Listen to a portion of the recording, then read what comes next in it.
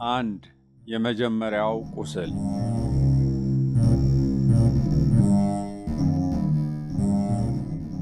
አሳልፎ የሚሰጥህ ማን ነው? ስለ የአስቆርቱ ይሁዳ መጽሐፍ የሚማርክ ርዕሰ ጉዳይ አለመሆኑን የምናውቀው አራቱ ወንጌላውያን አስገዳጅ ከሆኑባቸው ጥቂት ቦታዎች በስተቀር ለይሁዳ ብዙ ባለመጻፋቸው ነው። እኛም የይሁዳን ስም ሳናነሳ ጌታችን ስለተቀበለው ሕማምና መከራ ብቻ ብናነሳ ምንኛ በወደድን። ነገር ግን ይሁዳ ራሱ ጌታችን ስለኛ ከታገሳቸው መከራዎች አንዱ ነው። ምክንያቱም የጌታችን ሕማምና ስቃዩ የሚጀምረው ከ12ቱ አንዱ አድርጎ የቆጠረው ይሁዳ አሳልፎ ሲሰጠው ነው። በዕለተ ዓርብ በጠላቶቹ እጅ ከተሰቃየው ስቃይ ይልቅ በወዳጁ ይሁዳ ምክንያት የተሰቃየው የሕሊና ስቃይ እጅግ የከፋ ነበር። የታመንሁበት የሰላሜ ሰው እንጀራዬን የበላ በእኔ ላይ ተረከዙን አነሳ ተብሎ እንደተነገረ ከሐዋርያቱ ጋር አንድ አድርጎ የሾመው የከረጢቱን ገንዘብ እንዲይዝ የታመነበት ደቀ መዝሙሩ ሲከዳው ማየቱ የጌታችን መጀመሪያ ስቃዩ ነበር። መዝሙረ ዳዊት መዝሙር 41 ቁጥር 9። ጌታችን ስለ ይሁዳ በመንፈሱ ታወከ ተብሎ ተጽፏል። የዮሐንስ ወንጌል ምዕራፍ 13 ቁጥር 21። ከዚያ በፊት በመንፈሱ የታወከው የሚወደው አልዓዛር በሞተበት ወቅት ነበር።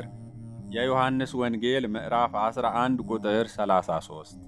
ስለዚህ ጌታ በሥጋ ለሞተው ለሚወደው አልዓዛር በመንፈሱ ታውኮ እንዳለቀሰ ሁሉ አሳልፎ ለሰጠውና ራሱን በነፍስ ጭምር ለገደለው ለሚወደው ይሁዳም አልቅሶለት ነበር። በነቢዩ ዘካርያስ ሰውም ይህ በእጅህ መካከል ያለ ቁስል ምንድን ነው ይለዋል። እርሱም በወዳጆቼ ቤት የቆሰልኩት ቁስል ነው ይላል ተብሎ የተጻፈለት ክርስቶስ ቁስሉ የሚጀምረው ከወዳጆቹ በሐዋርያት ቤት ውስጥ ይሁዳ ባቆሰለው የሕሊና ቁስል ነው። ትንቢተ ዘካርያስ ምዕራፍ 13 ቁጥር 6። ይሁዳ የሚለው ስም ከ12ቱ የእስራኤል ነገድ አባቶች የአንዱ ስም ነው። ስለ ልያ ደግሞም ጸነሰች፣ ወንድ ልጅንም ወለደች። በዚህም ጊዜ እግዚአብሔርን አመሰግናለሁ አለች። ስለዚህም ስሙን ይሁዳ ብላ ጠራችው ተብሎ ተጽፏል። ኦሪት ዘፍጥረት ምዕራፍ 29 ቁጥር 35። ይህ ስም የአስቆሮታዊው እጅ ገብቶ ተጠላ እንጂ በብሉይ ኪዳን ሰዎች ለወንድም ለሴትም ለማውጣት የሚመርጡት ስም ሲሆን በዕብራይስጥ ምስጉን፣ እግዚአብሔርን አመሰግናለሁ፣ በእግዚአብሔር የሚታመን ማለት ነው። በሐዋርያት መካከል ይሁዳ የሚል የመጠሪያ ስም ያላቸው 2 ደቀ መዛሙርት ናቸው። አንደኛው አብሮ በማደጉ የጌታ ወንድም ተብሎ የተጠራው ታዴዎስ ሲሆን ከአስቆርቱ ክህደት በኋላ ይህ ስም ተወዳጅ ባለመሆኑ ወንጌላውያኑ እውነተኛውን ይሁዳ የአስቆርቱ ያይደለ ይሁዳ ብለው የለዩት ሲሆን ራሱንም የያዕቆብ ወንድም ይሁዳ ብሎ ለይቷል። የዮሐንስ ወንጌል ምዕራፍ 14 ቁጥር 22። ይሁዳ ቁጥር 1። የአስቆርቱ የሚለው ቅጽል ትርጉም በተመለከተ የተለያዩ ማብራሪያዎች አሉ። የመጀመሪያውና በብዙዎች ዘንድ ተቀባይነት ያለው ሐሳብ ቂርያት ከምትባለው በእስራኤል ደቡብ ክፍል የምትገኝ የይሁዳ ነገድ ልጆች ከተማ የተገኘ መሆኑን የሚያሳይ ስያሜ እንደሆነ ነው። ይህ አጠራር ለይሁዳ ብቻ ሳይሆን ለአባቱ ለስምዖንም ጭምር የአስቆርቱ የስምዖን ልጅ ተብሎ ጥቅም ላይ ሲውል መገኘቱ የከተማ ስም መሆኑን ለመረዳት ያስችላል። የዮሐንስ ወንጌል ምዕራፍ 13 ቁጥር 26። ሁለተኛው ትርጉም ደግሞ ጌታችን ያስተማረበት የአራማይክ ቋንቋ ሊቃውንት የሚሰጡት ማብራሪያ ነው። ስቆር ወይም ስካይር ማለት በአራማይክ ቋንቋ ቀይ ማለት ሲሆን ከግሪክ ድኅረ ቅጥያ ኦት ጋር ሲገጣጠም ባለ ቀዩ የሚል አገባብ ያለው ነው የሚል ነው።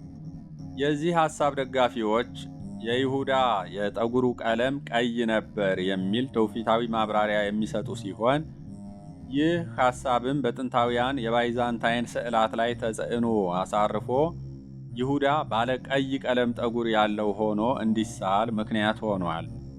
አንዳንድ ጸሐፍት ደግሞ የአስቆሮቱ የሚለውን ስያሜ ገንዘብ ያዥ ብለው ተርጉመውታል። ይሁዳ በሁሉም ወንጌላት የሐዋርያት ዝርዝር ውስጥ የመጨረሻው ሐዋርያ ሆኖ ተጠቅሷል። ይህ የሆነውም ወንጌላቱ የተጻፉት ይሁዳ የሐዋርያነት አገልግሎቱን በፈቃዱ ከተወ በኋላ በመሆኑ ያለፈውን ሲጽፉ ባያስቀሩትም አንባቢ አውጥቶ ለመረዳት እንዳይቸገር ነበር። የአስቆርቱ ከሚለው ሌላ አሳልፎ የሰጠው ይሁዳ ተብሎ ተደጋግሞ ተጠቅሷል። ስለ ጴጥሮስ ሲጻፍ ሦስቴ የካደው ጴጥሮስ፣ ስለ ቶማስ ሲጻፍ የተጠራጠረው ቶማስ የሚል ቅጽል ሳይገባ የይሁዳ ብቻ ለምን ከነጥፋቱ ተጻፈ ቢሉ ጴጥሮስና ቶማስ በአንድ ወቅት የሰሩትን የጥፋት ታሪካቸውን በንስሐ ስለፋቁና ይሁዳ ግን ከነ ኃጢአቱ ያለ ንስሐ ስለሞተ ነው። የይሁዳም ትልቁ ኃጢአቱ አሳልፎ መስጠቱ ሳይሆን ንስሐ ሳይገባ ራሱን መግደሉ ነው። ስለ አስቆሮቱ ይሁዳ በመጽሐፍ ቅዱስ የተጻፈው ታሪክ እጅግ ጥቂት ሲሆን ስለ ጥንተ ታሪኩም በዝርዝር የተመዘገበ ነገር በወንጌላቱ አይገኝም። ወንጌላቱ የሚጠቁሙት የአባቱ ስም ስምዖን እንደሚባልና የደቡብ እስራኤሏ ቂርያት ሰው መሆኑን ብቻ ነው። ከ12ቱ ሐዋርያት ውስጥ 11ዱ ከሰሜን ገሊላ የመጡ የገጠር ሰዎች ሲሆኑ ገሊላዊ ያልሆነውና ለኢየሩሳሌም የቀረበው ብቸኛ ከተሜ ሐዋርያ ይሁዳ ነበር። ይህም ይሁዳ ራሱን ከሌሎች ከፍ አድርጎ እንዲያይ ምክንያት ሆኖታል የሚሉም አሉ። የይሁዳ ታሪክ በዝርዝር አለመመዝገቡን ምክንያት ያደረጉ በኋላ ዘመን የተነሱ መናፍቃን በስሙ ወንጌል ከመጻፍ አንስቶ ይሁዳን እንደተበደለ ጻድቅ ሰው፣ ለእኛ መዳን ወሳኝ እንደሆነ ተባባሪ ሰው ወዘተርፈ እየሳሉ ከወንጌል ትምህርት ጋር የሚጋጭ ብዙ ክህደትን ዘርተዋል። ይሁዳ አሳልፎ ባይሰጠው ኖሮ ጌታ ሊሞት አይችልም ማለት በተዘዋዋሪ የመዳናችን ምክንያት ይሁዳ ነው ማለት እንዳይሆን መረዳት ይኖርብናል። እንደ እውነታው ከሆነ ግን አይሁድ ጌታችንን ለመግደል ብዙ ጊዜ ሙከራ አድርገው ነበር። ስለዚህ ሊወግሩት ድንጋይ አነሱ። ኢየሱስ ግን ተሰወራቸው፣ ከመቅደስም ወጥቶ በመካከላቸው አልፎ ሄደ። ስለዚህ ሊይዙት ይፈልጉ ነበር፣ ነገር ግን ጊዜው ገና ስላልደረሰ ማንም እጁን አልጫነበትም። ኢየሱስ በመቅደስ ሲያስተምር በግምጃ ቤት አጠገብ ይህን ነገር ተናገረ። ጊዜው ገና አልደረሰምና ማንም አልያዘውም። የዮሐንስ ወንጌል ምዕራፍ 8 ቁጥር 59፣ ምዕራፍ 7 ቁጥር 38። ጌታችን በአይሁድ እጅ ያልተያዘው ጊዜው ስላልደረሰና ስለ ሁላችን የሚሞተው በፈቃዱ እንጂ አስገድደውት እንዳልሆነ ሲያስረዳን ነው። ስለዚህ አይሁድ ለጌታችን ያላቸው ጥላቻ ብቻ ለጌታችን ሞት በቂ መንስኤ ነበረ። በወንጌል በግልጽ እንደተጻፈው ይሁዳ ጌታችንን አሳልፎ ለመስጠት የሄደው አይሁድ ጌታችንን ለመግደል ተማክረው ከጨረሱ በኋላ ነበር። በዚያን ጊዜ የካህናት አለቆች፣ የሕዝብም ሽማግሎች ቀያፋ በሚባለው በሊቀ ካህናቱ ግቢ ተሰበሰቡ። ኢየሱስንም በተንኮል ሊያስይዙት ሊገድሉትም ተማከሩ። ነገር ግን በሕዝቡ ዘንድ ሁከት እንዳይነሳ በበዓል አይሁን አሉ። የማቴዎስ ወንጌል ምዕራፍ 26 ከቁጥር 3 እስከ 5። ከደቀ መዛሙርቱ መካከል አሳልፎ የሚሰጣቸው ሰው ይኖራል ብለው ለማይገምቱት አይሁድ የይሁዳ መምጣት ያልተጠበቀ ዕድል ሆኖላቸው ነበር። ሁከት እንዳይፈጠር በበዓል አንያዘው ብለው የወሰኑት በስውር አሳልፎ የሚሰጣቸው ደቀ መዝሙር እንዳለ ስላላወቁ ነበር። ሕዝብ በማይበዛበት ጊዜ ሊይዙትም አስበው ነበር። ሲሰሙም ደስ አላቸው፣ ብርም ይሰጡት ዘንድ ተስፋ ሰጡት የሚለው ቃል የሚያሳየው የይሁዳ መምጣት ጨርሶ ያልገመቱት መሆኑን ነው። የማርቆስ ወንጌል ምዕራፍ 14 ቁጥር 14። ይሁዳም የፈሩት ሁከት ሳይፈጠር ሕዝብም በሌለበት አሳልፎ እንዲሰጣቸው ምቹ ጊዜ ይፈልግ ነበር። የሉቃስ ወንጌል ምዕራፍ 22 ቁጥር 6። ከዚህ የምንረዳው ጌታችን ተሰቅሎ እንዲሞት የይሁዳ ድርሻ እጅግ ወሳኝ እንዳልነበረና የእርሱ ሚና ያስፈለገው በስውር እንዲያዝ ለማመቻቸት መሆኑን ነው። ይሁዳ ጌታ የሚያዝበትን ሂደት አፈጻጸሙን ያለ ችግር በማፋጠን ጌታ ብቻውን ሲሆን አይቶ በመንገር በጨለማ ለመለየት እንዲችሉ በመጠቆም ረዳቸው እንጂ ጌታን ለመግደልማ ሊቃነ ካህናቱ በግልም በማኅበርም ከወሰኑ ቆይተዋል። የማይስማሙት ማኅበራነ አይሁድ የተስማሙበትን የጌታን መሰቀል ጉዳይ ይሁዳ ባይኖር አይፈጸምም ነበር ብሎ ማሰብ ከእውነታው እጅግ የራቀ ነው። ከሐዋርያት መካከል አንዱ በመሆኑ አሳልፎ መስጠቱ በክርስትና ዓይን ስናየው እጅግ አሳዛኝ ነው። በአይሁድ ዓይን ግን ይሁዳ ለጌታችን ሞት ያበረከተው አስተዋጽኦ የድል አጥቢያ አርበኝነት ሚና ብቻ ነው።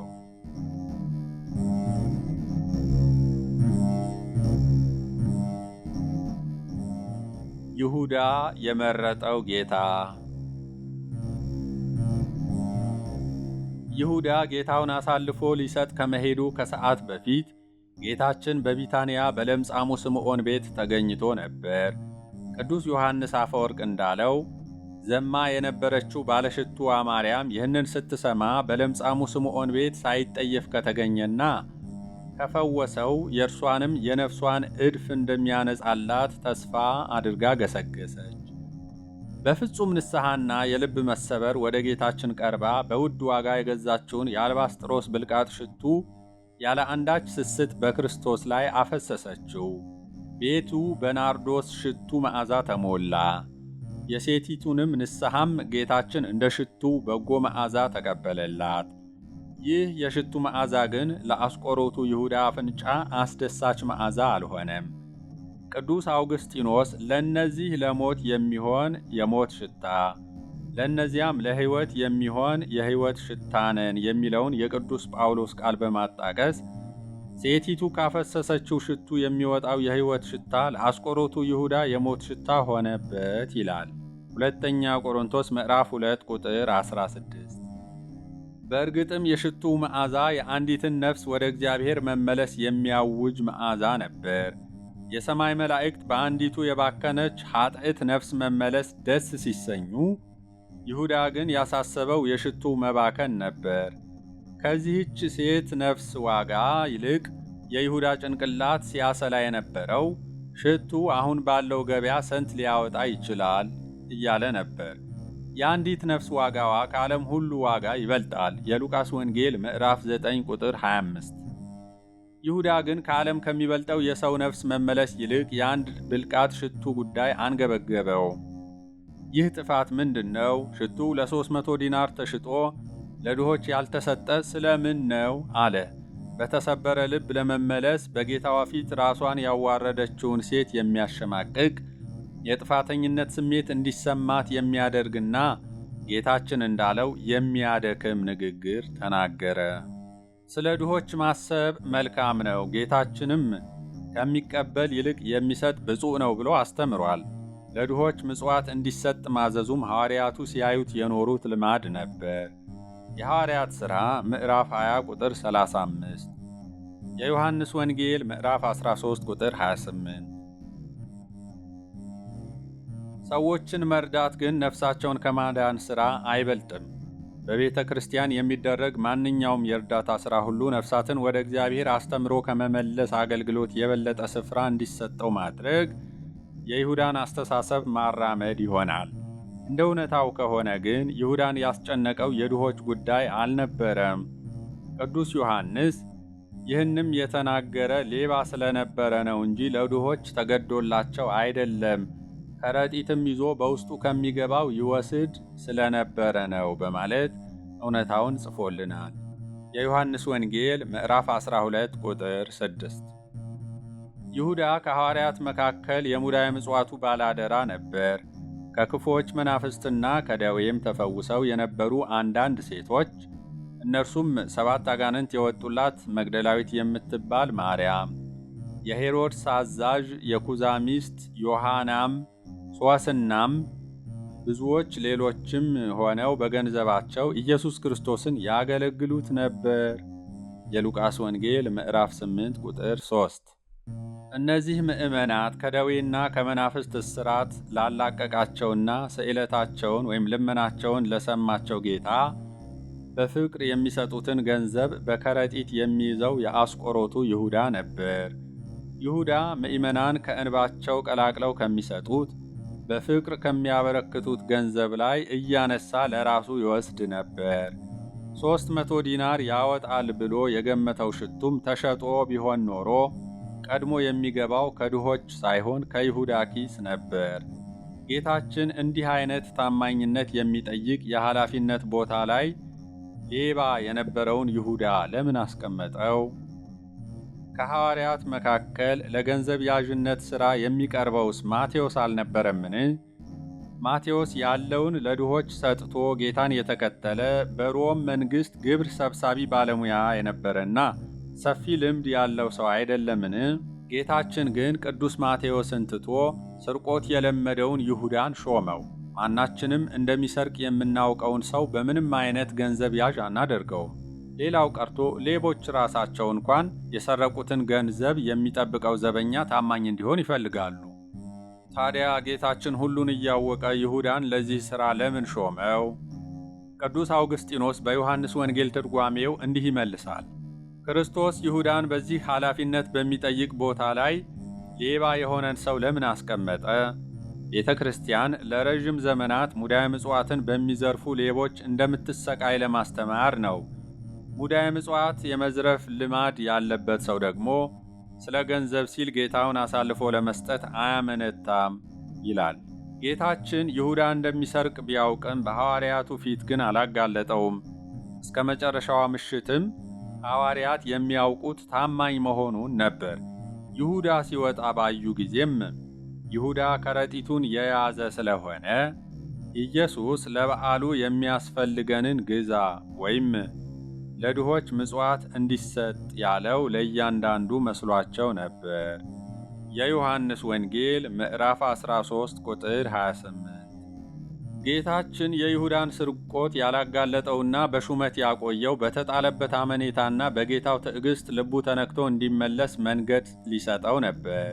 ገንዘብ ያዥነቱ ጌታውን ለመሸጥ የሚያስገድድ የገንዘብ እጥረት የማያጋጥመው ሰው ስለሚያደርገው ይሁዳን ምንም ምክንያት ሊያቀርብ የማይችል ያደርገዋል። የይሁዳ ችግር የገንዘብ እጥረት ሳይሆን የገንዘብ ፍቅር ነበር።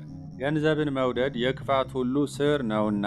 ይሁዳም ይህን ሲመኝ ከሃይማኖት ተሳስቶ በብዙ ስቃይ ራሱን ወጋ። አንደኛ ጢሞቴዎስ ምዕራፍ 6 ቁጥር 10። በይሁዳ በሽታ የምትሰቃዩ ገንዘብን የምትወዱ ሆይ ስሙ። ገንዘብ ከማግበስበስ ጥማታችሁ ራሳችሁን ጠብቁ። ከክርስቶስ ጋር የኖረው ተአምራትን ያደርግ የነበረው የጌታን ትምህርቶች ሁሉ የተማረው ይሁዳ ከዚህ በሽታ ነፃ ባለመሆኑ ምክንያት ወደ ጥፋት ጉድጓድ ለመውደቅ ከበቃ ቃሉን ለመስማት ጊዜ የሌላችሁና በጊዜያዊ ነገር የተወጠራችሁ እናንተማ እንዴት አትወድቁ? በማለት ቅዱስ ዮሐንስ አፈወርቅ አስተምሮ ነበር። አክሎም ገንዘብን አለመጥገብ ብዙ ኃጢአትን ያስከትላል። ከገንዘብ ጥማት ውስጥ ሰውን መግደል ይወለዳል። ጠብና ጦርነቶች ይቀሰቀሳሉ። እናንተ ምንም ብላችሁ ልትጠሩት ትችላላችሁ። ሁሉም ክፋት ግን ከገንዘብ መውደድ ይመነጫል። ነፍስ ድሃ ከሆነች ከገንዘብ የሚገኝ ምንም ትርፍ የለም። ነፍስ ባለጠጋ ከሆነች ግን ምንም አይነት በገንዘብ ማጣት የሚመጣ ኪሳራ የለም ይላል። ይሁዳ ወደ ካህናት አለቆች ሄዶ ምን ልትሰጡኝ ትወዳላችሁ? እኔም አሳልፌ እሰጣችኋለሁ አላቸው። የማቴዎስ ወንጌል ምዕራፍ 26 ቁጥር 10። የካህናት አለቆች ይሁዳ ጌታውን አሳልፎ እንዲሰጣቸው ምን ተመጣጣኝ ነገር ሊሰጡት ይችላሉ? ሕመምተኞችን እንዲፈውስ፣ አጋንንትን እንዲያስወጣ፣ ሙት እንዲያስነሳ፣ ሥልጣን የሰጠውን ለማሰር ለመፍታት እፍ ብሎ የሾመውን የ3 ዓመት መምህሩን ክርስቶስን ለመሸጥ ለይሁዳ አይሁድ ምን ተመጣጣኝ ነገር ሊሰጡት ይችላሉ? ቅዱስ ዮሐንስ አፈወርቅ ይጠይቀዋል። ምን ልትሰጡኝ ትወዳላችሁ? እኔም አሳልፌ እሰጣችኋለሁ አልህ? እስቲ ንገረኝ። ክርስቶስ ያስተማረህ ይሄንን ነበር? ወርቅ ወይም ብር ወይም ናስ በመቀነታችሁ አትያዙ ብሎ አላስተማረህም? ይለዋል። ይሁዳ ግን አሳልፎ ለመስጠት ወሰነ። ጌታችን ለሁለት ጌቶች መገዛት የሚቻለው ማንም የለም፣ ወይም አንዱን ይጠላል ሁለተኛውንም ይወዳል፣ ወይም ወደ አንዱ ይጠጋል ሁለተኛውንም ይንቃል። ለእግዚአብሔርና ለገንዘብ መገዛት አትችሉም ብሎ አስተምሮ ነበር። የማቴዎስ ወንጌል ምዕራፍ 6 ቁጥር 24። ይህንን ትምህርት ቁጭ ብሎ የተማረው ይሁዳም ለሁለት ጌቶች መገዛት አልተቻለውም። ከእግዚአብሔርና ከገንዘብ ገንዘብን መረጠ። ጌታውን ጠልቶ ገንዘብን ወደደ። ጌታውን ንቆ ወደ ገንዘብ ተጠጋ። ይሁዳ ለካህናት አለቆች ለድርድር አላስቸገራቸውም። ምን ልትሰጡኝ ትወዳላችሁ ብሎ ዕድሉን ለእነርሱ አሳልፎ ሰጣቸው። ከሚገምቱት በታች በትንሽ ዋጋ ጌታውን ለመሸጥ ተስማማ። ሰማይንና ምድርን የፈጠረ አምላክ በባሪያ ዋጋ ሊሸጠው ተስማማ። ለእርሱ የተርሴስና የደሴቶች ነገሥታት ስጦታን ያመጣሉ፣ የአረብና የሳባ ነገሥታት እጅ መንሻን ያቀርባሉ ተብሎ የተነገረለትን ጌታ ሰብአ ሰገል በብዙ ድካም ተጉዘው መጥተው ሳጥናቸውን ከፍተው ወርቅ፣ ዕጣን፣ ከርቤን እጅ መንሻ አድርገው ያቀረቡለትን ጌታ ይሁዳ ለ30 ብር ሸጠው። መዝሙረ ዳዊት መዝሙር 71 ቁጥር 10። የማቴዎስ ወንጌል ምዕራፍ 2 ቁጥር 11። በኦሪት በሬው ወንድ ባሪያ ወይም ሴት ባሪያ ቢወጋ የበሬው ባለቤት 30 የብር ሰቅል ለጌታቸው ይስጥ ተብሎ ተጽፎ ነበር። ኦሪት ዘጸአት ምዕራፍ 21 ቁጥር 32። ይሁዳ ፈጣሪውን በጥንት ዘመን በሬ ለወጋው ባሪያ ካሳ በሚከፈለው 30 ብር ሊሸጠው ተስማማ። ቤተ ክርስቲያናችን በየዕለቱ ተአምረ ኢየሱስ ከማንበቧ በፊት ኢየሱስ ክርስቶስ እግዚአ ሰማያት ወምድር ይትዋቀሱ በእንቲአየ ተኰርዖትከ በበትር ወተሰይጦትከ ከመ ገብር ለህዳጥ ብሩር፣ የሰማይና የምድር ጌታ ኢየሱስ ክርስቶስ ሆይ በበትር መመታተህና ለጥቂት ብር እንደ ባሪያ መሸጥህ ስለ እኔ ኃጢአት ይከራከሩልኝ የምትለው ለዚህ ነው። የገንዘቡ መጠን ትንሽ ነው የምንለው ከተሸጠው ጌታ ታላቅነት አንጻር ነው እንጂ እንዲያም ቢሆን 30 ብር ይሁዳን ለማስጎምጀት የቻለና በኋላም እንደምናነበው ለሸክላ ሥራ ምቹ የሆነ አፈር የሚገኝበትን ተፈላጊ መሬት ለመግዛት የሚችል ገንዘብ ነበር። ይሁዳ ለድሆች አሳቢ መስሎ ያስደነገጣት ማርያም ከእርሱ ምንኛ ተሻለች! ቅዱስ ማቴዎስ የእርሷን የንስሐ ታሪክ ከይሁዳ ክህደት ጋር በዚያን ጊዜ በሚል ቃል አያይዞ የጻፈው ያለ ምክንያት አልነበረም። የማቴዎስ ወንጌል ምዕራፍ 26 ቁጥር 14። በዝሙት የኖረችው ሴት በገንዘቧ ነፍሷን ስታተርፍ፣ ሐዋርያው ይሁዳ ግን ለገንዘብ ነፍሱን አጣ። ለእርሱ ጌታውን የሸጠ መሰለው እንጂ በ30 ብር የሸጠውስ የገዛ ነፍሱን ነበር። ብዙ ትምህርት ያልተማረችው ማርያም 300 ዲናርን እንደ ተራ ነገር ቆጥራ ከጌታ በታች ስትጥል፣ 3 ዓመት የተማረው ይሁዳ ግን ጌታውን እንደ ተራ ነገር ከ30 ብር በታች ጣለ። ቅዱስ ቄርሎስ ዘእስክንድርያ እንዲህ ይላል፣ ይሁዳ ለማይጠቅም ሳንቲም ከክርስቶስ ጋር መሆንን አጣ። በእግዚአብሔር ፊት ያለውን ተስፋ ገታው። ለጌታ እውነተኛ ተከታዮች የተዘጋጀውን ማዕርግ፣ አክሊል፣ ሕይወትና ክብር አጣ።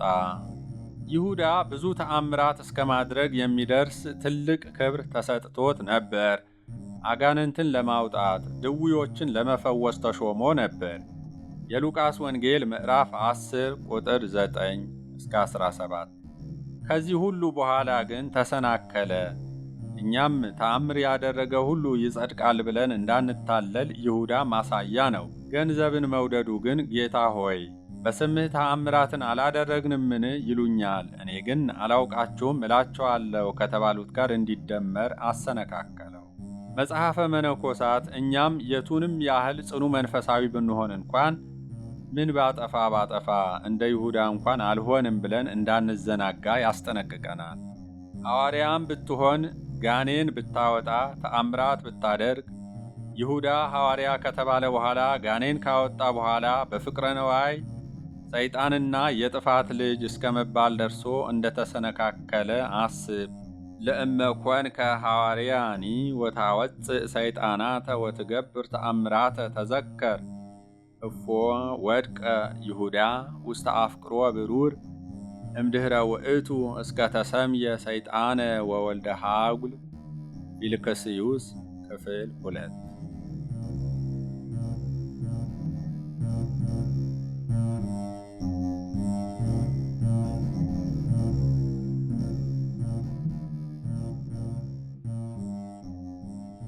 የይሁዳ እግሮች።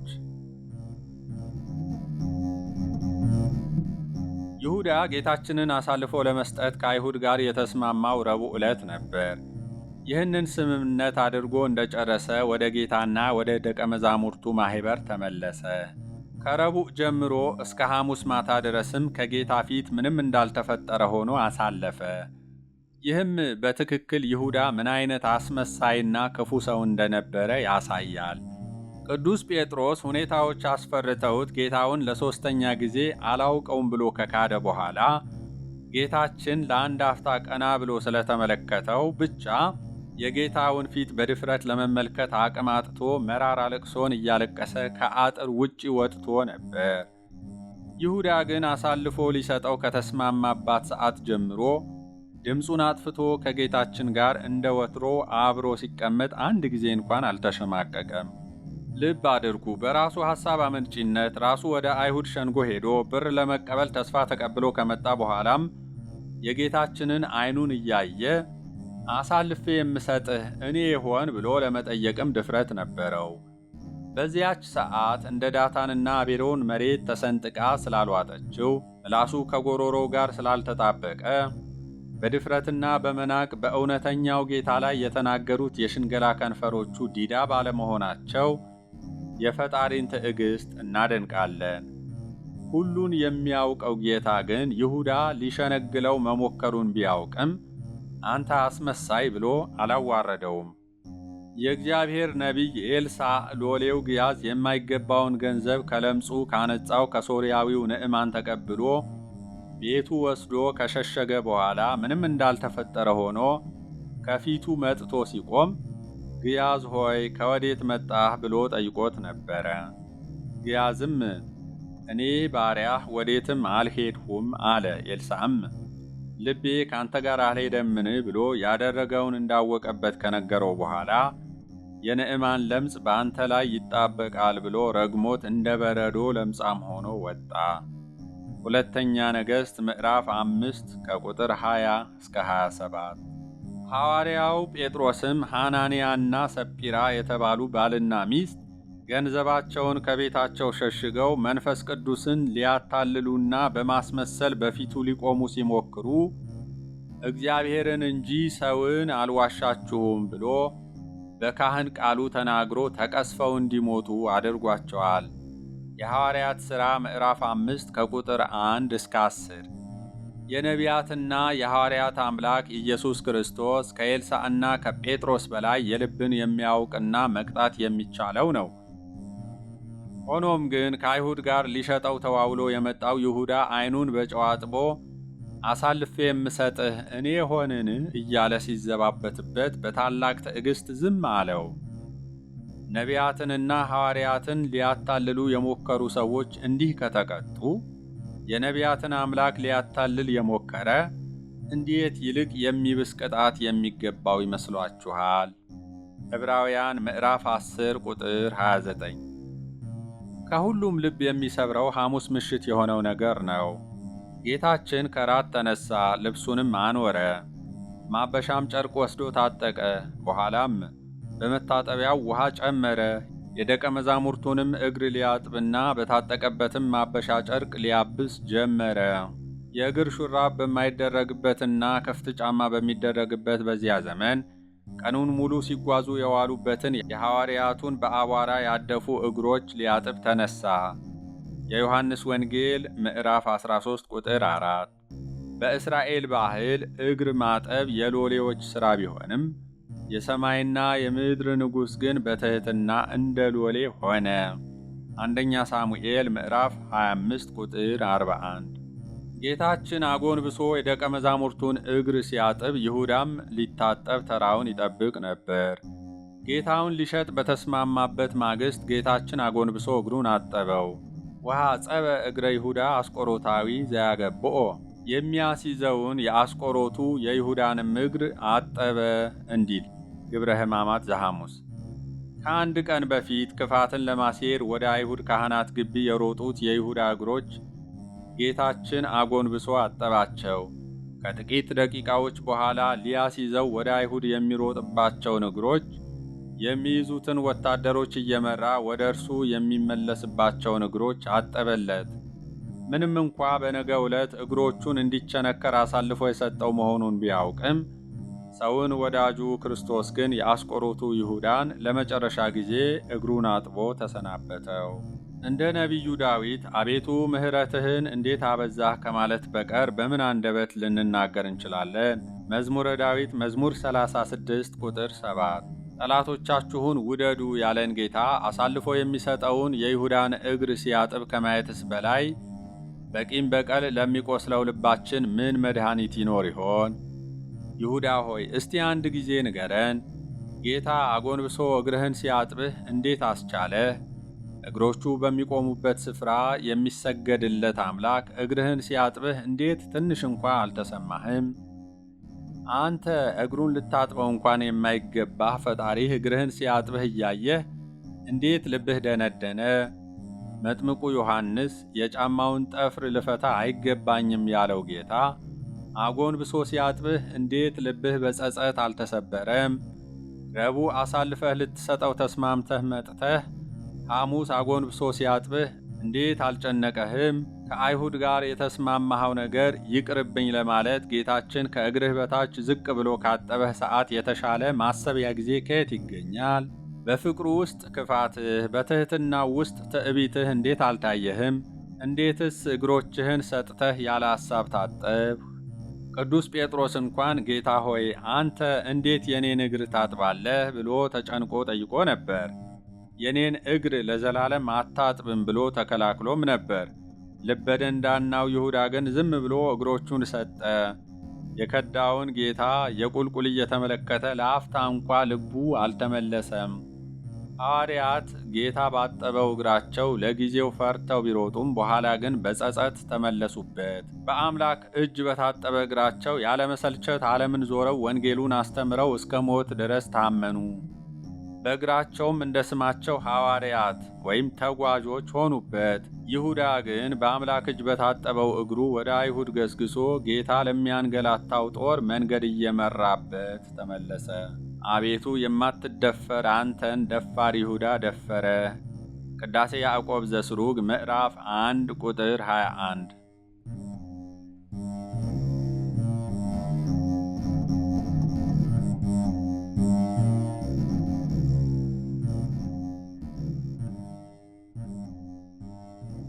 የጦር መሪው ይሁዳ።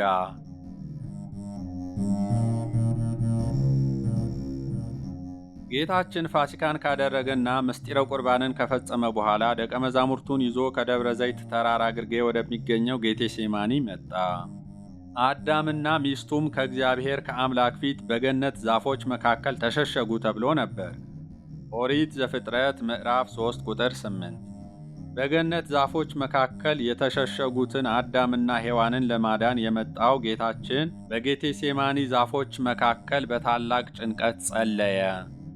በፍርሃትም ሲጣጣር አጽንቶ ይጸልይ ነበር። ወዙም በምድር ላይ እንደሚወርድ እንደ ደም ነጠብጣብ ነበረ።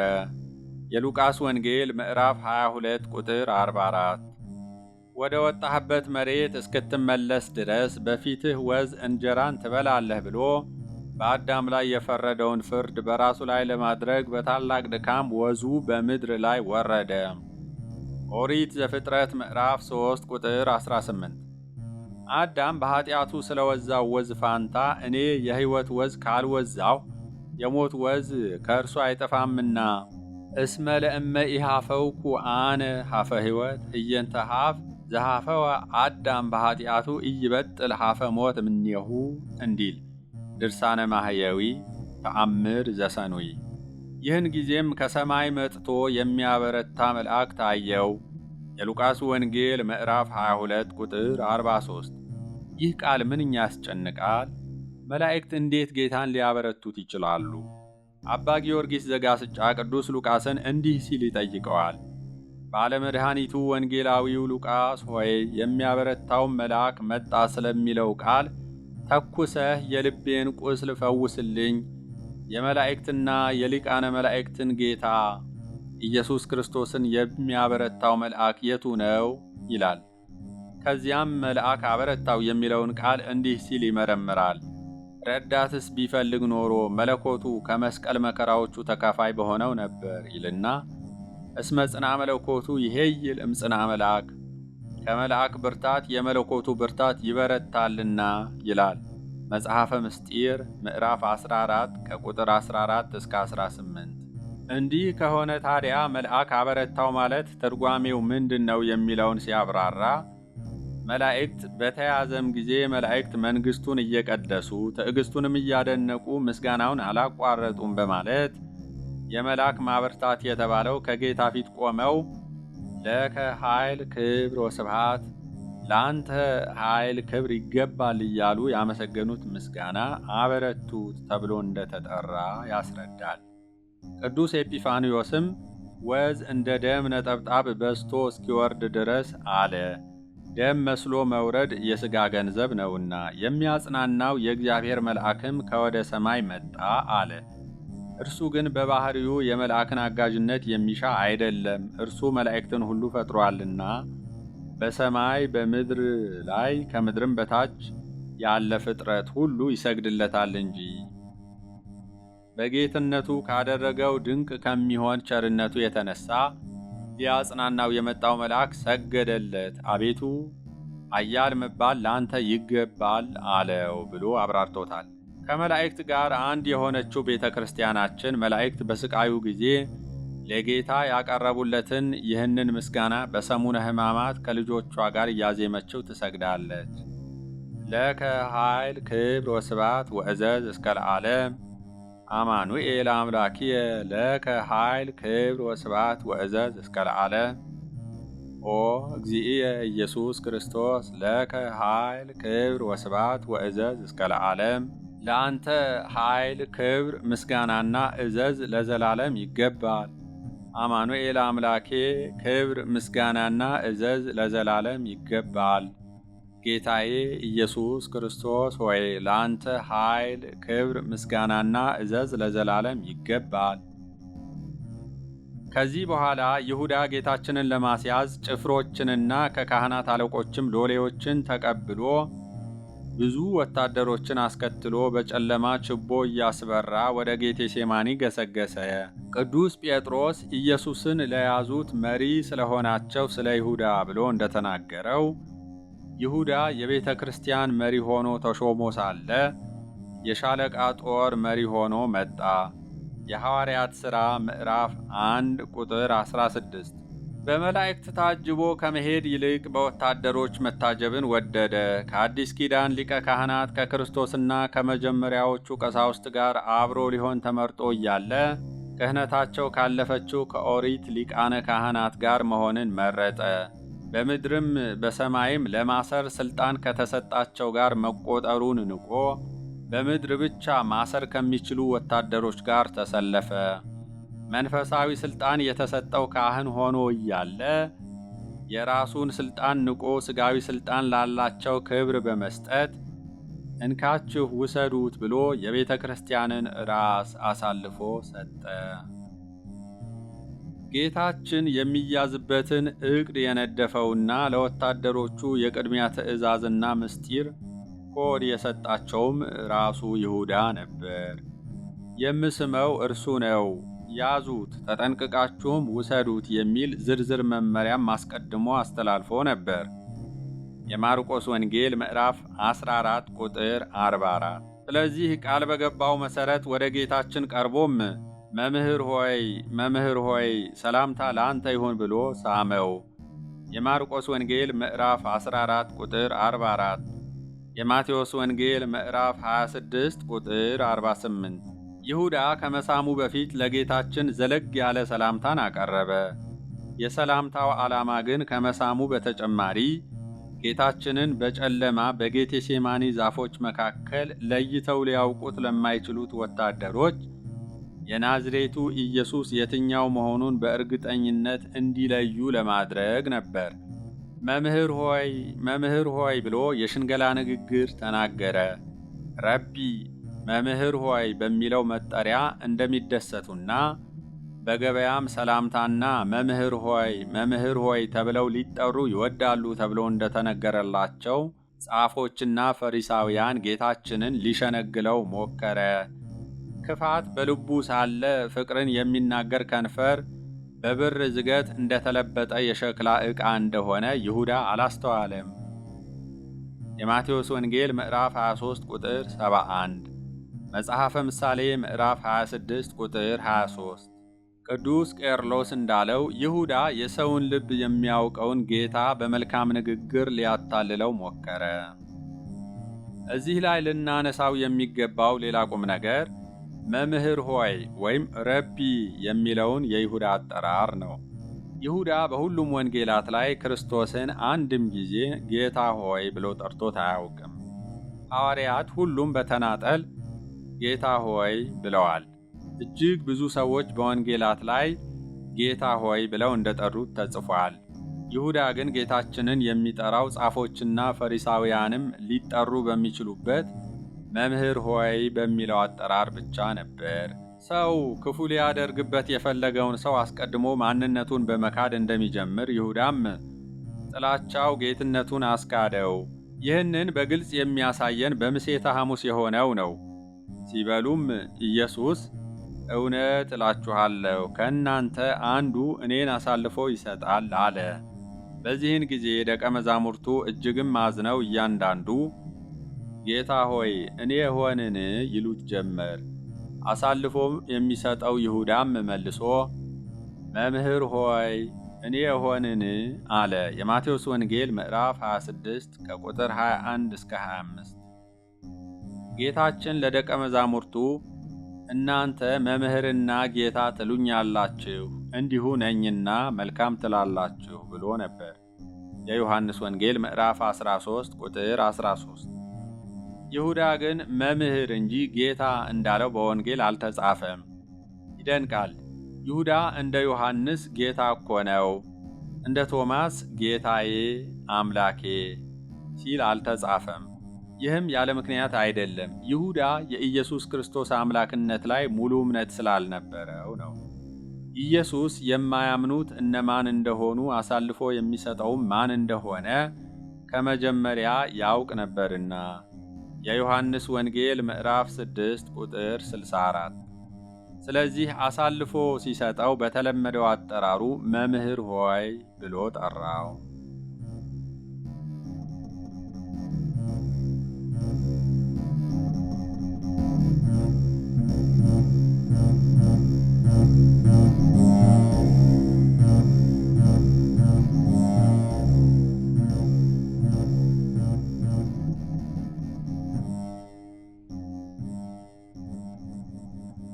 ከማቁሰል የከፋ መሳም።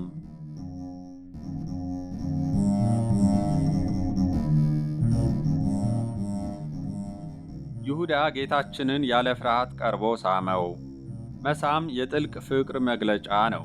ይሁዳ ግን በመሳሙ የልቡን ጥላቻ የሚገልጽ ተንኮል ሰራበት። በዚህም ምክንያት ይሁዳ ክፋትን በልባቸው ይዘው የውሸት ፍቅርን ለሚያሳዩ ሁሉ ምሳሌ ሆኖ ቀረ። ቅዱስ አምብሮስ ይሁዳን እንዲህ ይለዋል። የመሳምን ትርጉም የማታውቅ ይሁዳ ሆይ ጌታችንን ልትስመው ቀረብህ። የሚፈለገው ትልቁ ነገር ግን በከንፈር መሳም አይደለም፣ የልብና የነፍስ መሳም ከሁሉ ይበልጣል። ይሁዳ በዚህ ድርጊቱ ከእርሱ ከቀደሙ ክፉዎች ጋር ተመሳሰለ። አሳቢ መስሎ የሰይጣን ማደሪያ የሆነውን እባብ በፍቅር መሳም አታልላ ሶምሶንን አሳልፋ የሰጠችው ደሊላ፣ አባቱ ላይ ጠላት አስተባብሮ ሊወጋ የተነሳው አቤሴሎም፣ ለወንድሙ ዮሴፍ አዛኝ መስሎ እንዲሸጥ ሐሳብ ያቀረበው ይሁዳ በአስመሳይነታቸው የአስቆሮቱ ይሁዳ ቀደምት የግብር ዘመዶች ናቸው። የይሁዳ መሳም ለጌታችን ከችንካር የከፋ ነው። የወዳጅ ማቁሰል የታመነ ነው፣ የጠላት መሳም ግን የበዛ ነው እንደሚል ይሁዳ ጌታን ጠላቱ ሆኖ ለማስመሰል አብዝቶ ከሚስመው ይልቅ ፍቅርን ተሞልቶ ወዳጁ ሆኖ ቢያቆስለው ይሻል ነበር። መጽሐፈ ምሳሌ ምዕራፍ 27 ቁጥር 6። ቅዱስ ጄሮም እንዳለው የይሁዳ መሳም የቃየን መሥዋዕት ሆነ። ቃየን ንቀት በተሞላ ልብ መሥዋዕትን እንዳቀረበ፣ ይሁዳም በጥላቻ ተሞልቶ የፍቅርን መሥዋዕት አቀረበ። ጌታችን በዕለተ ዓርብ አቁስለውት የዳኑ አሉ። ይሁዳ ግን ጌታችንን ስሞት ተኮነነ። የዲማው ሊቅ አለቃ ውድነህ እሸቴ ስኢመ ከናፍር ትእምርተ ፍቅር ወረጊዘ ገቦ ትእምርተ ሞት ባህቱ ፍሉጥ ለስቅለት ከስርዓት ስኢመ ይሁዳ እስመ ለሃጉል ወረጊዘ ለንጊኖስ ለሕይወት ጎንን መውጋት ደግሞ የሞት ወይም ጥላቻ ምልክት ነው። ጌታ ሆይ፣ የስቅለት ግን ሥርዓቱ የተለየ ሆነ። የይሁዳ መሳም ለጥፋት ሲሆን የለንጊኖስ በጦር መውጋት ግን ለሕይወት ሆነ ብለው የሳመው ይሁዳን የጌታን ጎን ከወጋው ወታደር ጋር አነጻጽረው ተቀኝተውበታል። ጌታችን ይሁዳ በተንኮልና በውሸት ሊስመው እንደመጣ እያወቀ እንኳን እንዳትነካኝ ብሎ አላስደነገጠውም። እንደ ሌባ ሊያስይዘው መጥቶ ክፋትንና ተንኮልን በተሞሉ ከንፈሮቹ ሲስመው ታገሰው። ሊያስይዘው በመጣበት ሰዓት ለትዕግስቱ ወሰን የሌለው ጌታ የይሁዳን መሳም ተቀበለ። እሱ ቢከዳውም ጌታችን ግን ለይሁዳ ያለውን ፍቅር ያሳየበት የመጨረሻ ቅጽበት ሲስመው መቀበሉ ነበር። እኛ ብንሆን ምን እናደርግ ነበር? ኢትዮጵያዊው ሊቅ ርቱዐ ሃይማኖት በ14ኛው ክፍለ ዘመን በጻፈው ድንቅ ድርሰቱ እንዲህ ይጠይቀናል። አንተ ሰው ሆይ የጌታን ትሕትናውንና ቸርነቱን ተመልከት። አንተ እንደ ክርስቶስ ሥልጣን ቢኖርህ ኖሮ ይህን ጊዜ ምን ታደርገው ነበር? እንደሚመስለኝ ሥጋውን በበላኸው ደሙንም በጠጣኸው ነበር። ጎስቋላው ይሁዳ የሰማዩን ንጉሥ ያስገድለው ዘንድ የሽንገላ መሳምን በሳመው ጊዜ እንቢ አላለውም። ወዳጄ ሆይ መጣህን ብሎ መሳምን አስቀደመ እንጂ። ታላቁንና የሚሻለውን ነገር ለዘመድ ወዳጆቻችን፣ ታናሹንና የሚከፋውን ነገር ደግሞ ለጠላቶቻችን የምንሰጥ እኛ በዚህ ዘመን ብንኖር ኖሮ ይህንን አድርገን የምንተው አልነበረም። የሚወድቁበትን መንገድ እስከምናገኝ ድረስ እንጸናባቸዋለን እንጂ። አቤቱ ጠላቶቻችንን እንደ ትቢያ እንረግጣቸው ዘንድ ማሸነፍን ስጠን ብለንም እንጸልያለን። በይሁዳ ከንፈሮች የተሳመው አምላካችን ይህንን ስንል በሰማ ጊዜ በልቦናችን ስላደረው ክፋት ምን ይል ይሆን? በእርግጥም ይህንን አይነት ምግባር ካልተውን በቂም በበቀል እያለን በሽንገላ የምንሳሳም ከሆነ ዕጣችን ከጎስቋላው ይሁዳ ጋር ይሆናል። ርቱዐ ሃይማኖት ምዕራፍ 14 ቁጥር 1። ሊሸጠው እንደመጣ እያወቀ ይሁዳ በሐሰት ፍቅር ሲያቅፈው ጌታችን ልቡን ምንኛ አሳዝኖትና አሞት ይሆን? እርሱ ግን ይህንን ሕመም ታግሶ ተቀበለ። ይሁዳም እንደ ጠላቱ እየሸጠው እንደ ወዳጁ አቅፎ ሳመው። ጌታችን በሩ እኔ ነኝ፣ በእኔ የሚገባ ይድናል ብሎ ሲናገር ቢሰማም ይሁዳ ግን በሩን ጌታን ስሞ ተሳልሞ ወደ ውስጥ በመግባትና በመዳን ፈንታ ወደ ሲኦል ገሰገሰ። ከውጪ ተሳልሞ መመለስ ይኸው ነው ትርፉ። የዮሐንስ ወንጌል ምዕራፍ 10 ቁጥር 9። የክርስቶስ አካል የሆነች ቤተ ክርስቲያናችን የጌታዋ ሕመም ዘልቆ ስለሚሰማት የይሁዳን በመሳም አሳልፎ መስጠት በማሰብ በሕማማት ሳምንት ልጆቿ ምእመናንን በመሳሳም ሰላምታ እንዳይለዋወጡ ትከለክላለች። በዓመት ውስጥ 361ዱን ቀናት ተአምሁ በበይናቲክሙ በአምሃ ቅድሳት፣ እርስ በርሳችሁ በተቀደሰ አሳሳም ሰላምታ ተለዋወጡ እያለች የቅዱስ ጳውሎስን የሰላምታ አዋጅ በቅዳሴዋ የምታውጀው ቤተ ክርስቲያን በሕማማቱ ሳምንት ግን እንዳይሳሳሙ ታስቆማቸዋለች። ይህ ሳምንት መድኃኒታችሁ ስለ እናንተ በሽንገላ መሳምን የታገሰበት ሳምንት ነው። ይህ ሳምንት የፍቅር ምልክት የሆነው መሳሳም የጥላቻ ምልክት የሆነበት ሳምንት ነው ብላ ሰላምታ ይቅርባችሁ ትላለች። ምእመናንም በዚያ ሳምንት ውስጥ ሰላምታ ሊለዋወጡ ከጀመሩ በኋላ ሕማማት መሆኑን አስታውሰው ቆም ሲሉ በዚያው መድኃኔ ዓለም ክርስቶስ በይሁዳ መሳም ተላልፎ መሰጠቱን ለቅጽበት ያስባሉ። ጌታችን ይሁዳ ከሳመው በኋላ ወዳጄ ይሁዳ ሆይ ለምን ነገር መጣህ?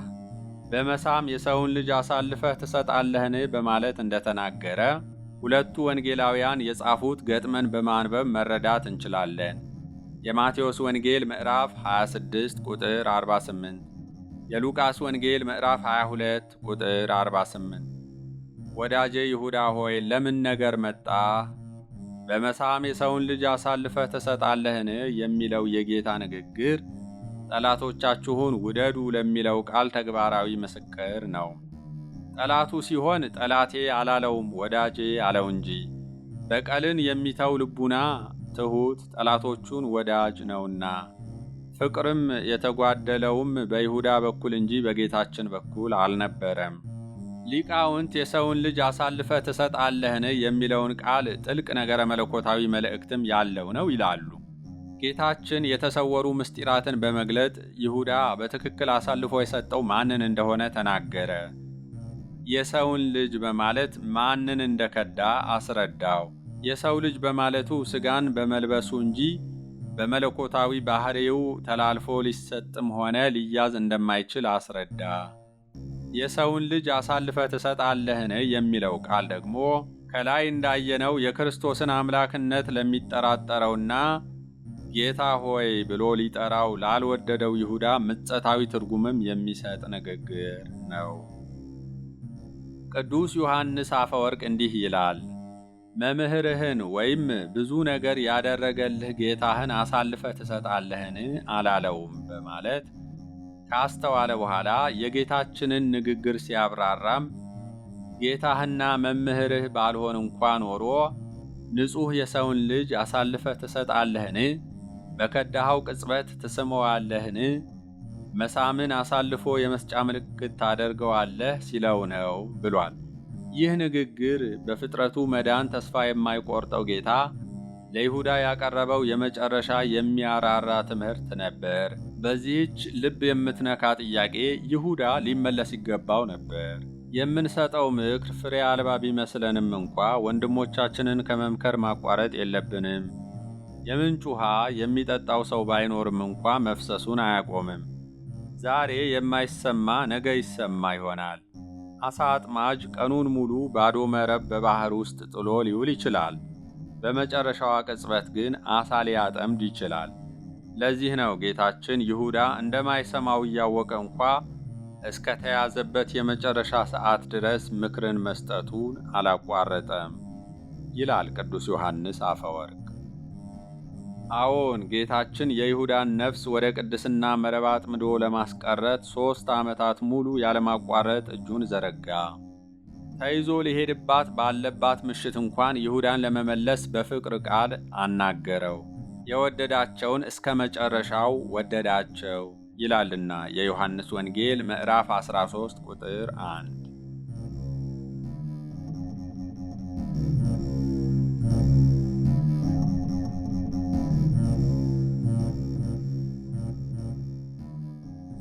የይሁዳ ትልቁ ኃጢአት።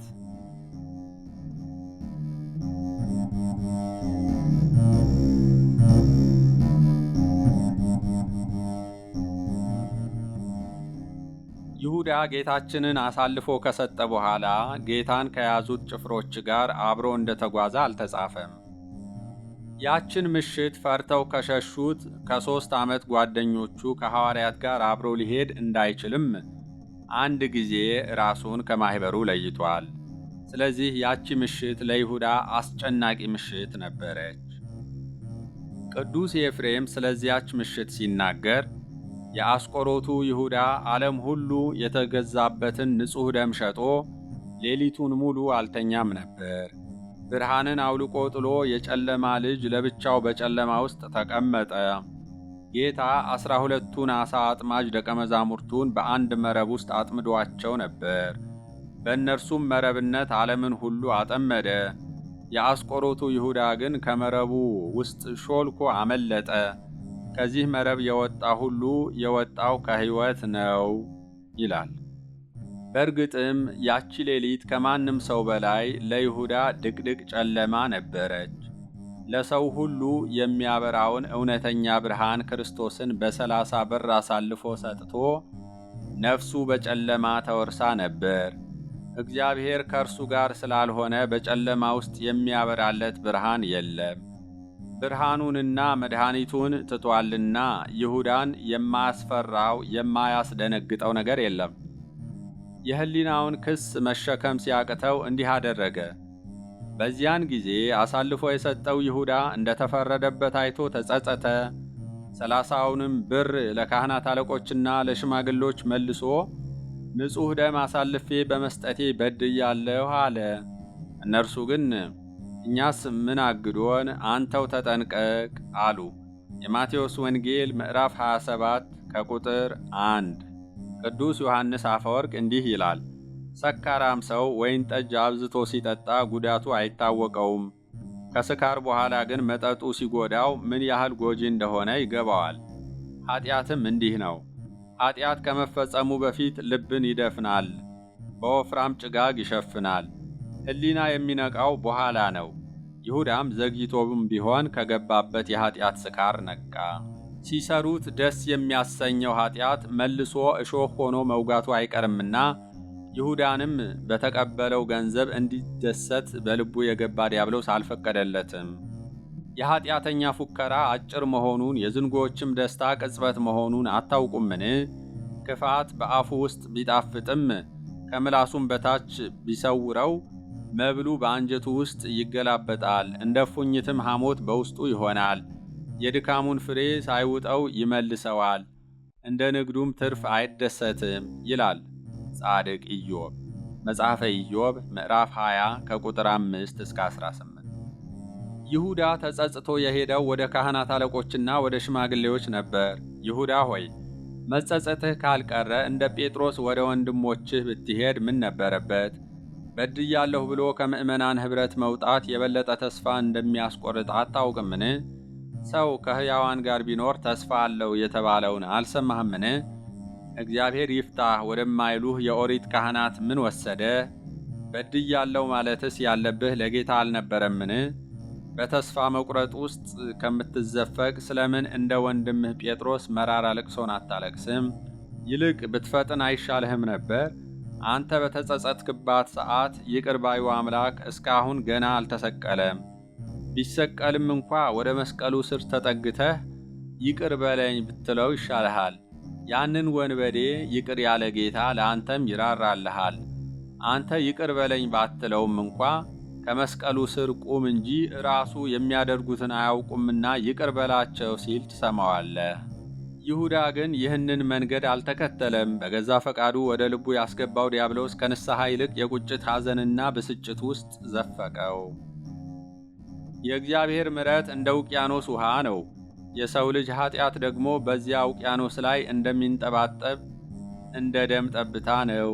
ከዚህ የእግዚአብሔር የቸርነቱ መጠን አንጻር የይሁዳ በደል እጅግ ትንሽ ነበር። ይሁዳ ግን አቤቱ እንደ ቸርነትህ መጠን ማረኝ፣ እንደ ምሕረትህም ብዛት መተላለፌን ደምስስ አላለም። ከኃጢአታችን የበለጠ እግዚአብሔርን እጅግ የሚያሳዝነው ይቅር አይለንም ብለን ማሰባችን ነው። በደል የሌለበት አምላክ ከእኛ ከትቢያዎቹ ጋር ራሱን አቻ አድርጎ ኑና እንዋቀስ፣ ኃጢአታችሁ እንደ አለላ ብትሆን እንደ አመዳይ ትነጻለች፣ እንደ ደምም ብትቀላ እንደ ባዘቶ ትጠራለች ብሎ የምሕረት ጥሪ እያቀረበ ይቅር አይለኝም ስንል ሲሰማን ያዝናል። ትንቢተ ኢሳይያስ ምዕራፍ 1 ቁጥር 18። አንተ በክፉ ሥራህ ራስህን ብትጠላውም እንኳ እግዚአብሔር ግን አይጠላህም። ቅዱስ ዮሐንስ አፈወርቅ እንዳለው እግዚአብሔር ለአንተ ያለው ፍቅር አንተ ለራስህ ካለ ፍቅር ይበልጣል።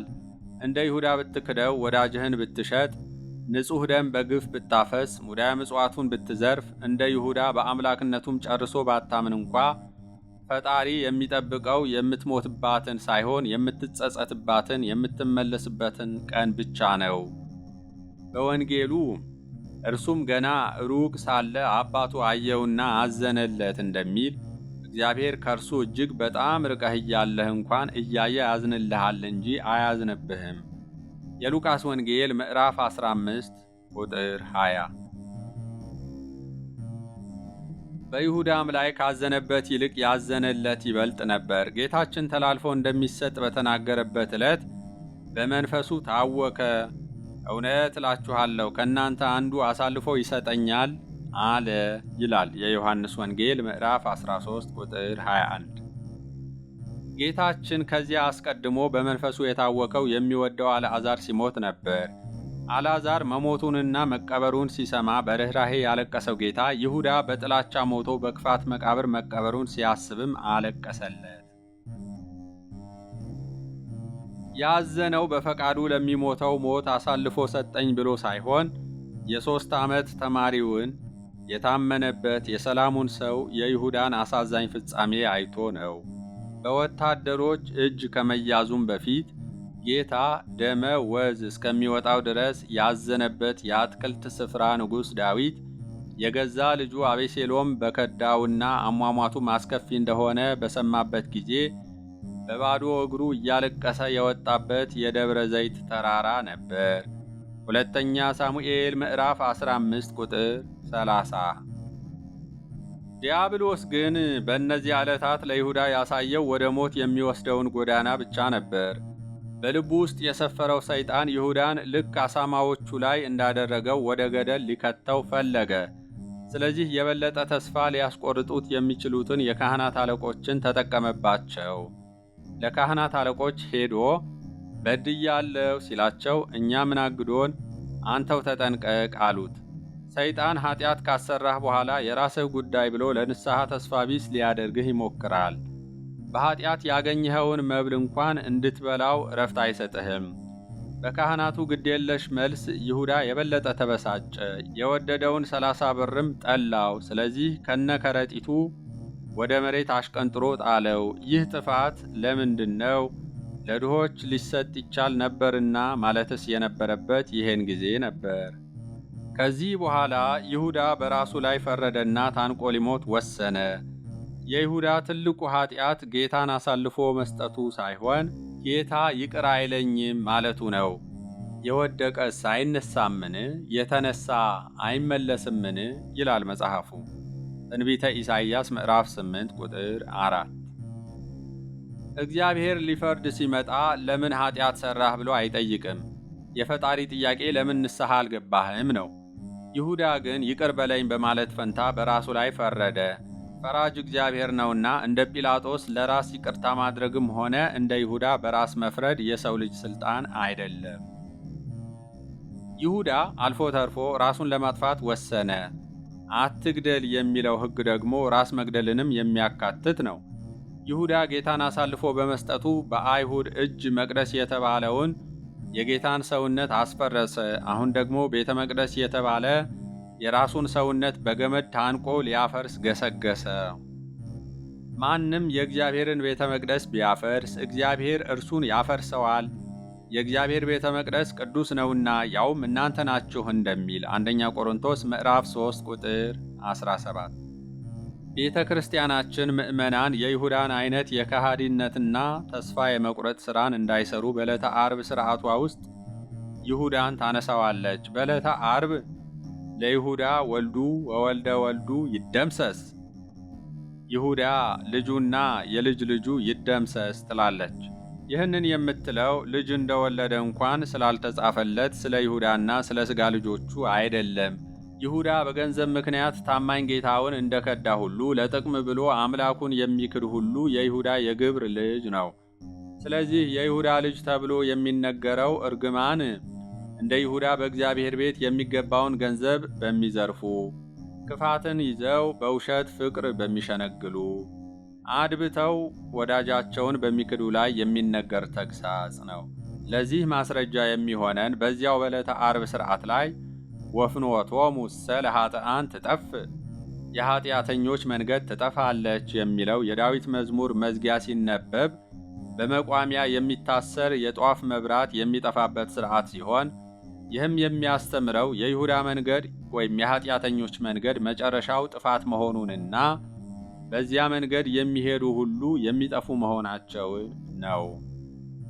በሌሎች አብያተ ክርስቲያናትም በተለምዶ የይሁዳ ዛፍ የሚባለውን ዛፍ በማቃጠል ይሁዳን የሚወክል ቅርጽ በመስራትና በማቃጠል የይሁዳን የከሃዲነት መንገድ ያወግዛሉ።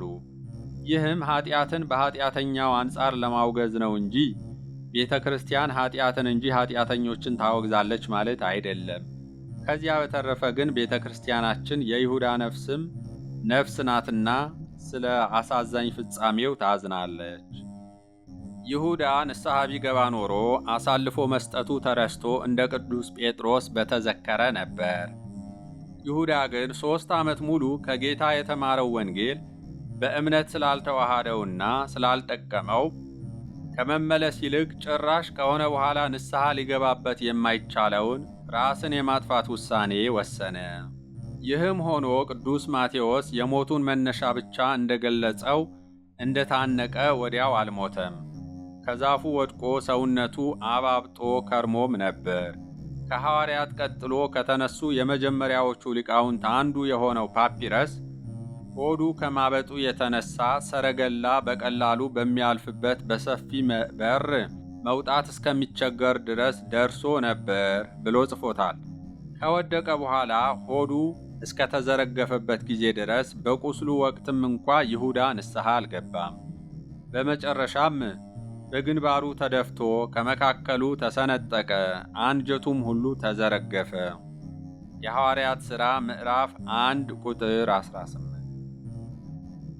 የይሁዳ ፍጻሜ በቤተ ክርስቲያናችን የሐዘን እንጂ የደስታ ምንጭ ባለመሆኑ በመጻሕፍቷ ውስጥ ለይሁዳ አሳዛኝ ፍጻሜ ሙሾን በማውረድ ልጆቿ የእርሱን መንገድ እንዳይከተሉ ታስተምርበታለች።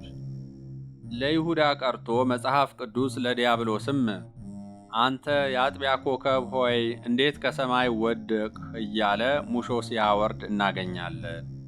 ትንቢተ ኢሳይያስ ምዕራፍ 14 ቁጥር 12። ቅዱስ ዮሐንስ አፈወርቅ እንዲህ ይላል፣ ኢየሱስ ክርስቶስ ተከዳ ብላችሁ አታልቅሱ፣ ይልቁንስ አሳልፎ ለሰጠው ለይሁዳ የመረረ ልቅሶን አልቅሱ። ምክንያቱም ተላልፎ የተሰጠው ክርስቶስ ዓለምን ሁሉ ሲያድን፣ አሳልፎ የሰጠው ግን ነፍሱን አጥቷል። ተላልፎ የተሰጠው በአብ ቀኝ ተቀምጦ፣ አሳልፎ የሰጠው ግን ያለው የመጨረሻውን ፍርድ እየተጠባበቀ በሲኦል ውስጥ ነው። ስለዚህ ስለ እርሱ እዘኑና አልቅሱ። ምክንያቱም ጌታችን እንኳን ስለ እርሱ ታውኮ ከእናንተ አንዱ አሳልፎ ይሰጠኛል ብሎ ነበር። ሊቁ ርቱዐ ሃይማኖት ደግሞ ለይሁዳ እንዲህ ሲል የሐዘን ሙሾ ያወርድለታል። ከሕይወት ይልቅ ሞትን፣ ከባለጠግነት ይልቅ ድህነትን የመረጥህ ይሁዳ ሆይ፣ በሐሩር ነፋስ ብርሃንህን ያጠፋኸው መብራት ሆይ፣ ከፍየል መንጋዎች የተመረጥህ ነብሮችም የበሉህ በግ ሆይ፣ ከእኛ ይልቅ የሰቃዮችን ማኅበር ወደድህን? ከመንግሥተ ሰማያትስ ይልቅ 30 ብርን መረጥህን? እያሉ ሁሉም ሐዋርያት ተሰብስበው ያልቅሱልህ። ርቱዐ ሃይማኖት ምዕራፍ 14 ቁጥር 1።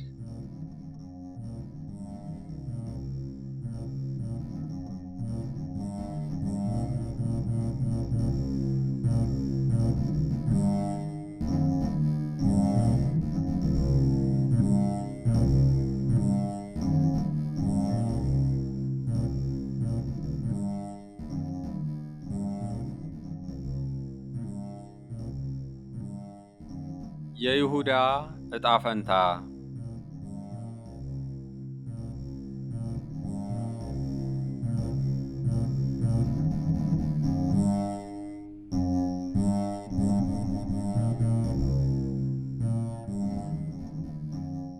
የካህናት አለቆችም ብሩን አንስተው የደም ዋጋ ነውና ወደ መባልን ጨምረው አልተፈቀደም አሉ። የግብዝነታቸው መጠን ያስደንቃል። አሳልፎ እንዲሰጣቸው ገንዘብ አንስተው የከፈሉት እነርሱ ናቸው። ይህንን ማድረጋቸው እንደሚያረክሳቸው ሳያስቡ ገንዘቡ ደርሶ ሲመለስ ግን ያረክሰናል አሉ። ለደም ዋጋ ገንዘብ አንስቶ ከከፈለው ሰውና ከተከፈለው ገንዘብ የትኛው የረከሰ ነው? ተማክረውም የሸክላ ሰሪውን መሬት ለእንግዶች መቃብር ገዙበት። ስለዚህ ያ መሬት እስከ ዛሬ ድረስ የደም መሬት ተባለ። በዚያን ጊዜ በነቢዩ በኤርምያስ የተባለው ከእስራኤል ልጆችም አንዳንዶቹ የተገመተውን ዋጋ 30 ብር ያዙ፣ ጌታም እንዳዘዘኝ ስለ ሸክላ ሰሪ መሬት ስጡት የሚል ተፈጸመ። የማቴዎስ ወንጌል ምዕራፍ 27 ቁጥር 7። ይህን በነቢዩ ኤርምያስ የተነገረ ትንቢት የተናገረው ነቢዩ ዘካርያስ ነው የሚል ሐሳብ በአንዳንድ የትርጉም ሊቃውንት ዘንድ ተጽፎ የምናገኝ ሲሆን በወንጌሉ ኤርምያስ የተባለው በጸሐፊ፣ በተርጓሚ፣ በቅጂ ስህተት ነው የሚል ማብራሪያም ሲሰጥ ይታያል። እርግጥ ነው በነቢዩ ዘካርያስ ከዚህ ጋር የሚቀራረብ ቃል የተናገረ ቢሆንም ይህ የትንቢት ቃል ግን በግልጽ ተጽፎ የሚገኘው ከ81 መጻሕፍት አንዱ በሆነው ተረፈ ኤርምያስ ወይም ኤፕስትል ኦፍ ጀረሚ በተሰኘው መጽሐፍ ላይ ነው። ትንቢተ ዘካርያስ ምዕራፍ 11 ቁጥር 12፣ ተረፈ ኤርምያስ ምዕራፍ 7 ቁጥር 3። በእኛ ቤተ ክርስቲያን ያለው የዚህ መጽሐፍ ቅጂ ሌሎች ጋር ካለው ባለ አንድ ምዕራፍ መጽሐፍ የሚበልጡ ምዕራፎች ያሉት ሲሆን ቤተ ክርስቲያናችን ለመጨረሻ ጊዜ ባሳተመችው እትም ላይ ግን ተረፈ ኤርምያስን ከሌሎች አገራት ትርጉም ጋር አንድ የሚያደርገውን ምዕራፍ ብቻ አካትታ አስቀድሞ የተረፈ ኤርምያስ ተከታይ የነበሩትን ምዕራፎች ለብቻ ተረፈ ባሮክ በሚል አካታቸዋለች። ይሁንና ተረፈ ባሮክ በተባለው ቅጂ ላይም ትንቢቱ በኤርምያስ አንደበት መነገሩን በማመልከት የሚጀምር ስለሆነ መሰረታዊ ለውጥ አያመጣም። ቅዱስ ጄሮም ይህን ትንቢት በተረጎመበት ስፍራ ላይ በኢትዮጵያ ቤተ ክርስቲያን ቀኖና ተካትቶ የሚገኘውን ይህን የኤርምያስን ትንቢት አስመልክቶ ፍንጭ ጽፏል። በቅርቡ ከናዝራውያን ወገኖች መካከል የሆነ አንድ ዕብራዊ ሰው አንዲት ትንሽ የዕብራይስጥ መጽሐፍ አምጥቶልኝ አንብቤ ነበር። ይህ መጽሐፍ የነቢዩ ኤርምያስ መጽሐፍ ሲሆን ይህ ትንቢትም ቃል በቃል ተጽፎበታል። ጥናት ማድረግ ቢያስፈልገንም ቅዱስ ጄሮም ያገኘውን የዕብራይስጥ መጽሐፍ ግን የኢትዮጵያ ቤተ ክርስቲያን የተረፈ ኤርምያስ ቅጂ ምንጭ ሊሆን እንደሚችል ለመገመት አያዳግትም። ስለ መሬቱ መገዛትና ስለ ይሁዳ አሟሟት ከወንጌሉ በተጨማሪ ቅዱስ ጴጥሮስም ትንቢት አጣቅሶ ሲናገር እናገኘዋለን። ከእኛ ጋር ተቆጥሮ ነበር፣ ለዚህም አገልግሎት ታድሎ ነበርና ይህም ሰው በአመፅ ዋጋ መሬት ገዛ፣ በኢየሩሳሌም ለሚኖሩ ሁሉ ታወቀ። ስለዚህም ያ መሬት በቋንቋቸው አኬልዳማ ተብሎ ተጠራ፣ እርሱም የደም መሬት ማለት ነው። በመዝሙር መጽሐፍ መኖሪያው ምድረ በዳ ትሁን፣ የሚኖርባትም አይኑር፣ ሹመቱንም ሌላ ሰው ይውሰዳት ተብሎ ተጽፏልና። የሐዋርያት ሥራ ምዕራፍ 1 ከቁጥር 17 እስከ 20። ወንጌላዊው ማቴዎስ ይሁዳ የወረወረውን ብር አንስተው መሬቱን እንደገዙ ሲናገር፣ ቅዱስ ጴጥሮስ ደግሞ ይህም ሰው የአመፅ ዋጋ መሬት ገዛ ብሎ ገዢውን ይሁዳ ያደርገዋል። ይህንን ያለበት ምክንያት ምንም እንኳ ብሩን አሽቀንጥሮ ቢጥለውና ገዢዎቹ ሌሎች ቢሆኑም ካህናቱ ተጠይፈው ለመቃብር እንዲሆን የገዙት መሬት ባለቤቱ ይሁዳ ስለሆነና መሬቱም በይሁዳ ገንዘብ የተገዛ ስለሆነ ነው። የስፍራው ስም የደም መሬት ወይም አኬልዳማ መባሉ በወንጌል አገላለጽ በክርስቶስ የደም ዋጋ የተገዛ መሆኑን የሚያመለክት ሲሆን በሐዋርያት ሥራ ላይ ባለው አገላለጽ ደግሞ የተገዛበት መሬት ባለቤት ይሁዳ ሆዱ ተዘርግፎ ከመሞቱ ጋር ተያይዟል። ያ ስፍራ መሬቱ ለሸክላ ሥራ የሚሆን አፈር ያለበት አካባቢ በመሆኑ በዚያ አካባቢ ሸክላ ሰሪዎች በብዛት ስለሚኖሩበት የሸክላ ሰሪ መሬት ተብሎ ተጠርቷል። ቦታው ከተገዛ በኋላ ዘመድ የሌላቸው እንግዶች መጥተው ድንገት ሲሞቱ የሚቀበሩበት ሆኗል። ሰው የለኝም የሚሉ ዘመድ አልባ በሽተኞችን በተአምራቱ ሲፈውስ የነበረው መድኃኔ ዓለም አሁን ደግሞ በደሙ ዋጋ ቀባሪ ለሌላቸው እንግዶች መቀበሪያ ስፍራን አስገኘ። ስለ ይሁዳ በነቢዩ ዘካርያስና በነቢዩ ዳዊት አንደበት አስቀድሞ ትንቢት ተነግሮ ነበር የሚለውን የሚሰማ ሰው መቼም ጥያቄዎች ሳይፈጥሩበት አይቀሩም።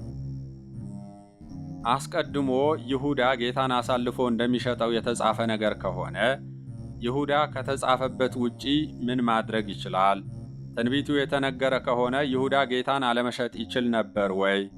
የይሁዳም ሆነ የሰው ልጅ ዕጣ ፈንታው አስቀድሞ በእግዚአብሔር የተወሰነ አይደለም ወይ? የሚሉ ጥያቄዎች በአንባቢ አእምሮ ውስጥ ሊመላለሱ ይችሉ ይሆናል። ክብር ይግባውና እግዚአብሔር ደራሲ ነው። ዓለም የተውኔት መድረክ ናት። እኛ ተዋንያን ነን። የምንጫወተውም የተጻፈልንን ብቻ ነው። የምታደርገውን ሁሉ እንደምታደርገው አስቀድሞ ተወስኗል። ምንም ብትለፋ ያው የተጻፈው አይቀርም የሚል ሐሳብ የሚያቀነቅኑ ሰዎችም ይህንን ጥያቄ መልስ የሌለው ውስብስብ እንዲመስለን ያደርጋሉ። ምንም እንኳ የፈጣሪ አስቀድሞ መወሰንና ምርጫ የትንቢትና ዕጣ ፈንታ ርዕሰ ጉዳይ እጅግ ሰፊና ብቻውን መጽሐፍ የሚሻ ርዕሰ ጉዳይ ቢሆንም በይሁዳ አመካኝተን ግን ቢያንስ ከላይ ያነሳናቸውን ጥያቄዎች በቤተ ክርስቲያናችን አስተምህሮ መሠረትነት ለመመለስ እንሞክራለን።